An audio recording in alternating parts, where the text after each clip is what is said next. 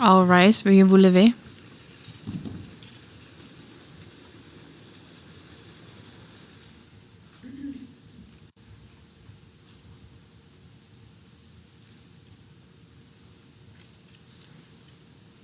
Please be seated. Veuillez vous asseoir.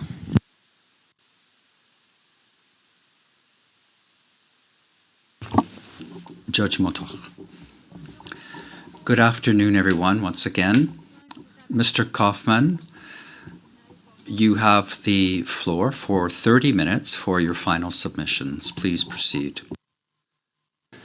Thank you, Madam President. Thank you, Your Honours. I don't propose to present a long rebuttal.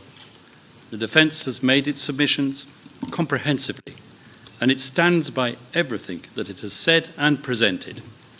I am, however, forced to respond just to a couple of the most egregious observations made by the learned prosecutor and the learned victim's representative. I will start with Mr. Nichols, the prosecutor, who tried to convince you that I had admitted that you cannot trust anything coming out of Mr. Duterte's mouth. Well, he took it completely out of context, didn't he? What I was saying, and what everybody understood, is that Mr. Duterte's speeches alone are totally insufficient to substantiate the charges against him. And the learned prosecutor apparently agrees. He said, throw them all out for the purpose of the confirmation. Even without the speeches, we have enough to confirm the charges. And then he celebrated the fact that he had managed to find one, and I stress, just one example of a direct order, so he thought, to kill emanating from Mr. Duterte, and that is to be found in Incident 1.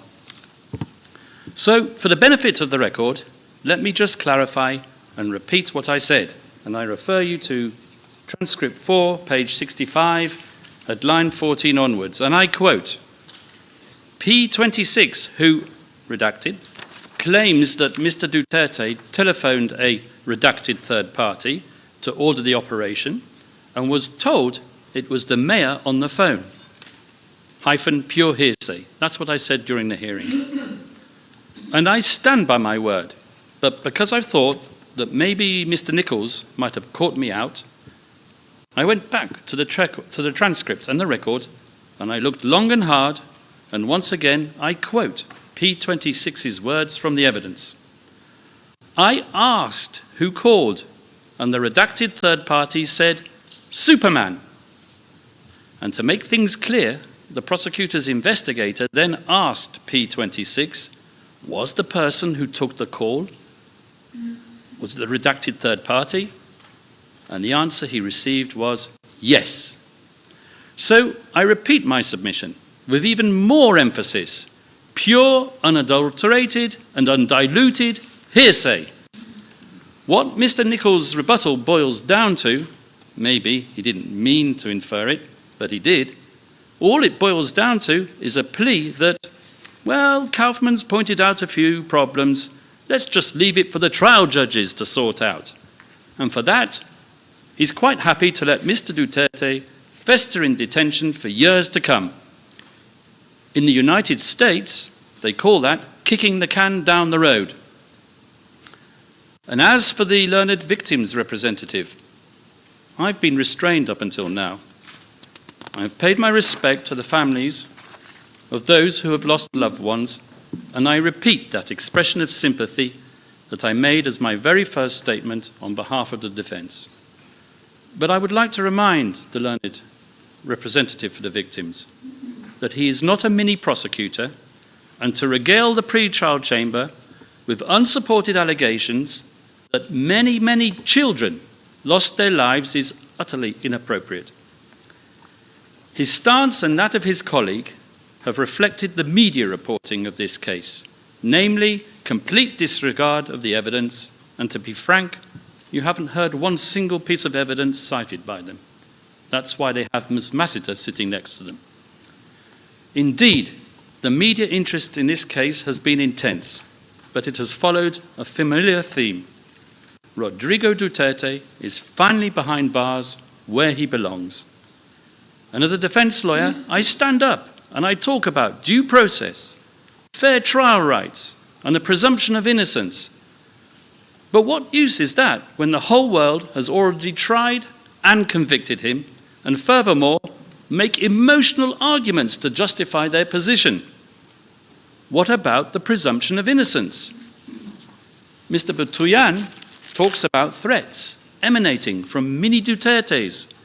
He says that people are threatened by Duterte clones in countries all around the world. He tells you about Rodrigo Duterte converting millions of peace-loving citizens into bloodthirsty disciples. Not dozens, not hundreds, but millions, so Mr. Butoyan says. What an insult to the Filipino nation. And Mr. Butoyan concludes by presenting an emotional ultimatum. Confirm or Duterte will be portrayed as the person who vanquished the ICC. Those were his words. These submissions were quite unique for this court, and of course, totally irrelevant for the purpose for which we are gathered here today. And as for the mainstream media, back in the Philippines, the situation is not much better. When I argued that there has been interference in this case at the highest level, relying not on documentation that I have invented, but on documentation given to me by the prosecution as exonerating, they say I'm making a political speech and that my defense lacks substance. And when I devote more time than the prosecution and the victims together to legal arguments and challenging the evidence, they say I'm nitpicking. Well, fortunately, we have this honourable bench which appreciates the presumption of innocence and the need to examine the evidence thoroughly in order to examine whether the prosecution has proved its case to the required standard. We are fortunate in that we have this honourable bench to review the various arguments dispassionately and professionally. And we know that this honourable bench, despite our struggling with the various redactions that have considerably reduced our ability to make comprehensive submissions in open session, we know that this bench will assess our arguments faithfully. We have provided a comprehensive analysis of both the law and the charged incidents. We have attacked every single count in open session while doing our very best to respect the restrictions imposed upon us and applied by the prosecution to its charging document and pre-confirmation brief. And these redactions have not just been a few here and there, they have been so sweeping that virtually nothing intelligible remains of the 49 incidents that we have been talking about for the public to read and to understand. Let me just screen you an example from the public record, from the public version of the pre-confirmation brief, so that the whole world can appreciate it. And the same goes for the redactions applied to the identities and roles of the various criminal cooperating participants. While I found this unfair and contrary to the spirit of transparency, which is meant to govern the conduct of the proceedings at this institution, I approached my counterpart in the prosecution and complained that the nature of his redactions would mean that most of my meaningful submissions, namely the attack on the evidence substantiating the 78 deaths, would require me to go into closed session. Don't worry, I was told by the learned prosecutor. We're going to release a lesser redacted version of our charging document and confirmation brief. Wonderful, I said to myself. But what in due course did we get? A document which merely released the names of the 8 so-called co-perpetrators and which caused a storm in the Philippines. It even caused the Secretary of the Interior to state that his department had begun tracing the whereabouts of these so-called co-perpetrators. And in its lesser redacted version of the document containing the charges and pre-confirmation brief, the prosecution also released the names of certain high-profile victims which it had selected, thereby enabling it, and it alone, to talk freely in open session about certain incidents that it felt crucial to its case. From this, I submit, Your Honours, you can really appreciate the true inequality of arms facing the defence as it attempts to defend a client in the public eye, I stress in the public eye, at the International Criminal Court. This inequality of arms in the public eye expresses itself in the way the prosecution controls the narrative by arbitrarily lifting redactions so that it can make its narrative of a grand scheme of co-perpetration known to the public in open court, while the defence can only meaningfully attack the real meat and the substance of the charges either obliquely or in closed session, including that hotly disputed incident with the CCTV. Well, we hope that we have found a way around that by referring your honours to the relevant places in the evidence, and we do trust you to pick up on the problems without the benefit of our full explanations in open session, even if the remaining part of our plea was rendered rather dry.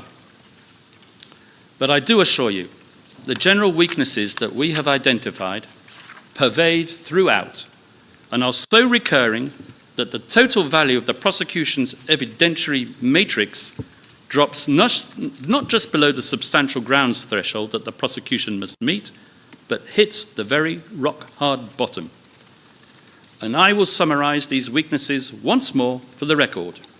Layered hearsay, conjecture, over-reliance on accomplice evidence with offers of virtual immunity at the ICC, contradicting statements between participants in a crime, absolute lack of any linkage whatsoever to Mr. Rodrigo Duterte, and the total lack of support for an alleged crime both in the documentary and forensic record. And regarding these documents, it is not enough to argue that the Duterte administration destroyed them. There is absolutely no evidence for that. It is an outrageously unsubstantiated accusation which is not alleged, and where the documentation does exist, the prosecution is quite happy to rely on it. But what is this threshold, this substantial grounds to believe threshold? Well, clearly it is not beyond a reasonable doubt. That's the standard required for a conviction at trial. But it is considerably more than reasonable grounds to believe, which is the standard applied for the issuance of an arrest warrant. If I may, let us take the analogy introduced by Mr. Butuya, that boat of his that set sail in order to avoid leaving his victims stranded on an island. Your Honours, this boat is the confirmation process, and its captain is this honourable bench. We are all passengers in this boat. The favourable winds in the sea and in the sails are for the prosecution, the incriminating evidence, and the sharks and the rocks in shallow waters are the exonerating evidence, the hearsay, the contradictions, and the accomplice witnesses. I ask you to consider how many sharks and rocks that we have discovered and pointed out to you through our binoculars. Would you board that boat if you knew that there were substantial grounds to believe that the boat would sink if it encountered one of the aforementioned perils? Let me define the test using more strictly legal language.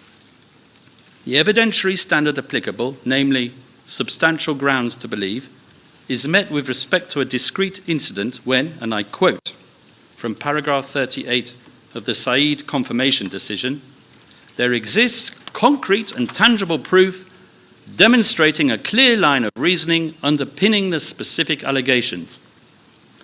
By way of parenthesis, I should state that this quote from the Said confirmation decision recognizes the fact that each pleaded incident in a document containing the charges must be proved to the requisite standard for it to be adduced at trial.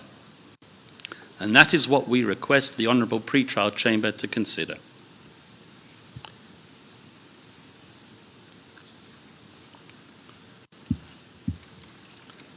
I have been asked by the many journalists who literally mobbed me outside this court building whether I have been reporting on the proceedings to the former president. And I tell them, yes, of course, that's my duty as a lawyer. I have to report to my client. It would be unethical otherwise. And they ask me, what has he to say about the case? Well, I'm going to enlighten you all a bit. For the best part of a year, we have been litigating the issue of jurisdiction and fitness. Your Honours have delivered your rulings. However, even though you found him capable of standing trial, I permit myself to tell you just a little bit about what really goes on in prison. No more than a kilometre from here. I permit myself first to tell you about his reaction to the demand of the prosecution and the victims that he appear.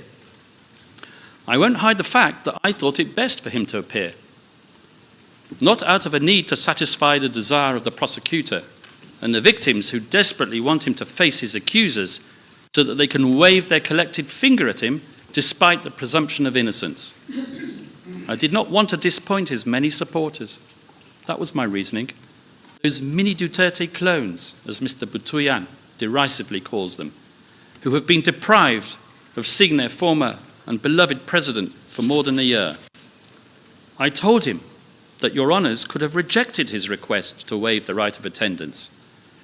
We even had a barong specially fitted for him so that he would not have to suffer the humiliation of being put into an out-of-size blue suit which would now dwarf his meagre physical body. The same blue suit in that dreadful photograph which still remains on the ICC website and that I would ask to be removed. But he took his decision, and as his counsel, I was obliged to respect it. And the day before yesterday, when Your Honours gave us a break, I went to that prison and I sat with him for an hour. I tried to engage him concerning the evidence, and he lost the desire to follow me within less than a minute. I offered to show him excerpts of the confirmation proceedings, a few minutes of the deputy prosecutor, a few moments of Ms. Massiter, and hoping that it might excite him a bit more, some of my own opening statement. He shook his head firmly. I implored him. I said, "Sir, look at what we are doing for you. We're doing our utmost to get you out of here." But once again, he politely declined. And I asked him why. I said to him, "Sir, don't you understand? They accuse you of murder. They say that you murdered thousands when you were the mayor and when you were ruling your country." And then he repeated the question that he has always asked me for a year or more. "How does the prosecution say that I did this?" "Well," I replied, "I thought until Monday that it was because of those speeches of yours. But then your prosecutor told the honourable judges the other day, throw them all out. They're not necessary for the confirmation. He claims that he still has enough evidence to convict you without all the bluster." And the former president repeated the question, "But how? I've never murdered anyone, and they talk about thousands." And then I tried to explain to him arcane concepts such as indirect co-perpetration, and then his eyes simply glazed over. And who can blame him? As I mentioned, it is the only highly technical means whereby the prosecution can artificially connect him to criminal activity not of his own doing. I then tell him that the people who are incriminating him are self-confessed murderers cooperating with the prosecution, whose names we can't mention in public. I tell him that in return for their dubious services and their expressions of so-called remorse, as the prosecutor puts it, they will not face trial at the ICC, probably nowhere in the world, and will be rehoused with new identities. Mr. Duterte, the ex-prosecutor, like me, can't understand the fairness of that, relying on not one, but a number of vicious criminals to convict him, when he remembers that he is supposed to be presumed innocent. I tell him the names of those criminal cooperating witnesses, because apart from us, he is the only person who is entitled to know. He tells me that he has not heard of any of them, apart from two, who he vaguely recalls from his days as mayor.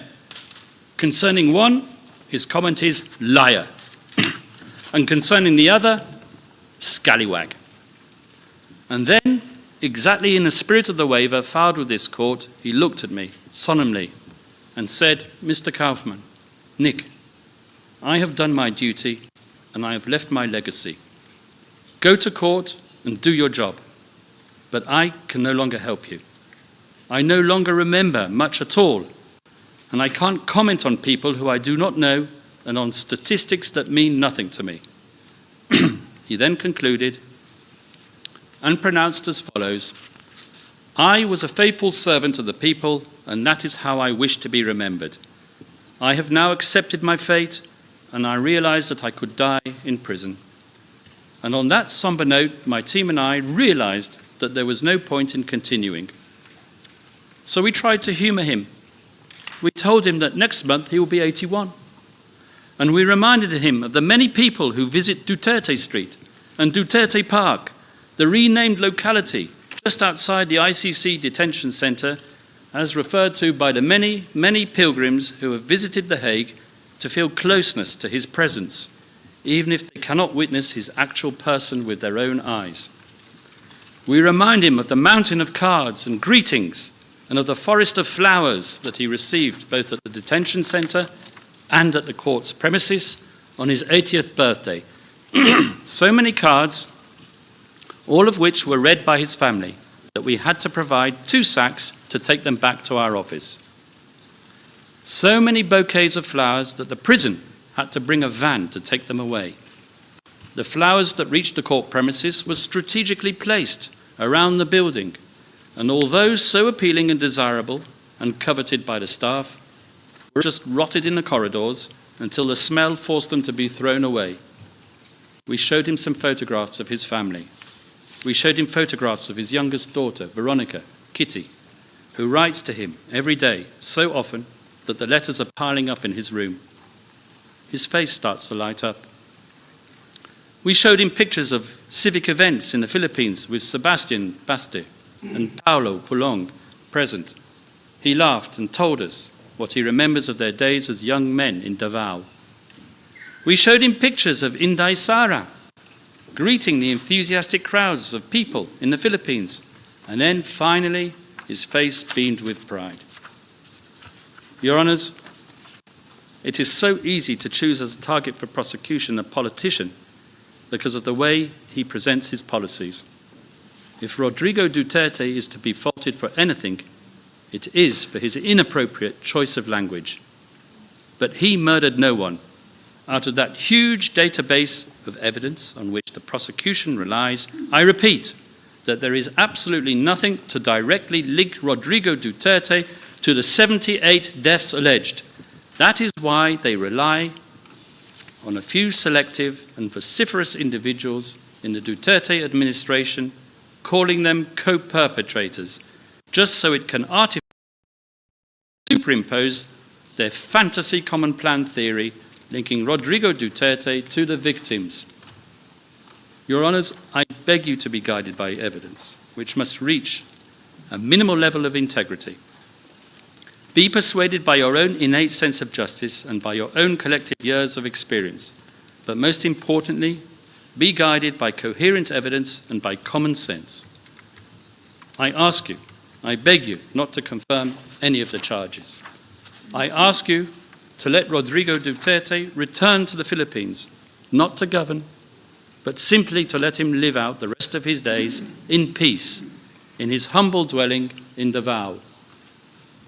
And with that, Your Honours, I conclude, and I wish to thank you for your patience and to thank the parties and the participants, and most importantly my team, Dov Jacobs, Havnit Nikisetti, Sandrine Dusena, Davide Rancati, Alexandra Dezev Davi, Nicholas Russo, and Kaylin Chen, all of whom have worked throughout the last year for one cause alone, and that is to serve our client, Mr. Rodrigo Duterte, faithfully. Merci beaucoup. George Motok.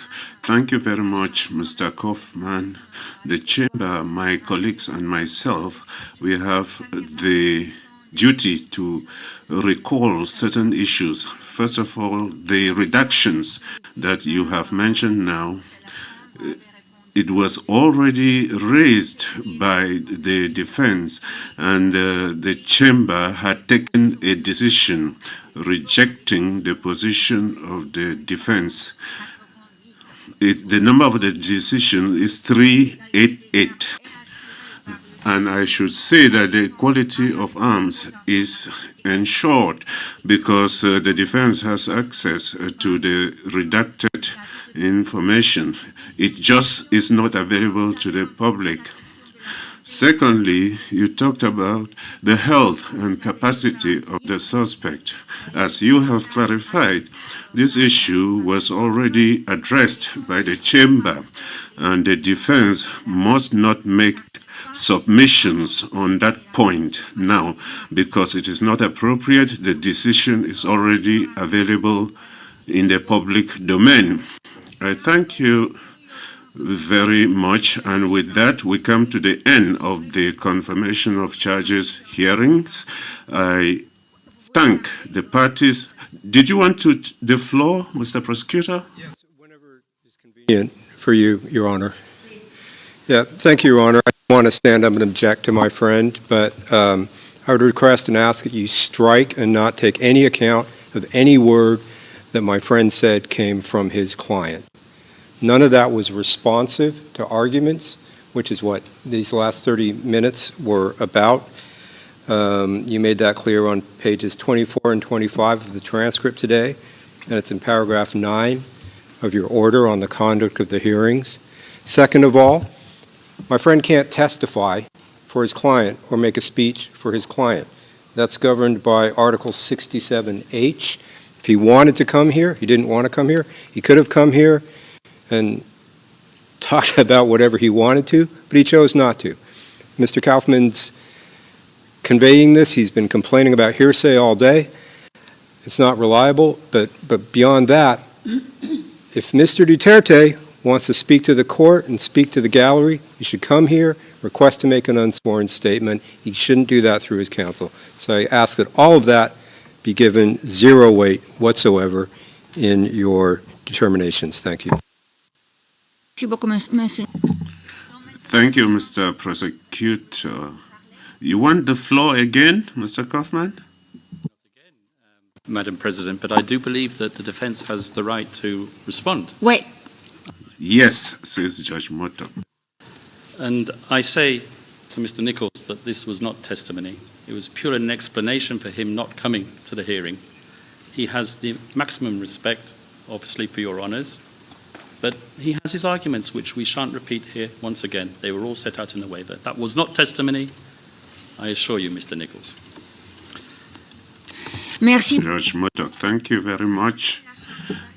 Now the bench will withdraw to deliberate, and we will render a decision on the confirmation of hearings within 60 days in accordance with the instruments, the provisions. We will come back to this court for a hearing on Mr. Duterte's detention. Court is suspended.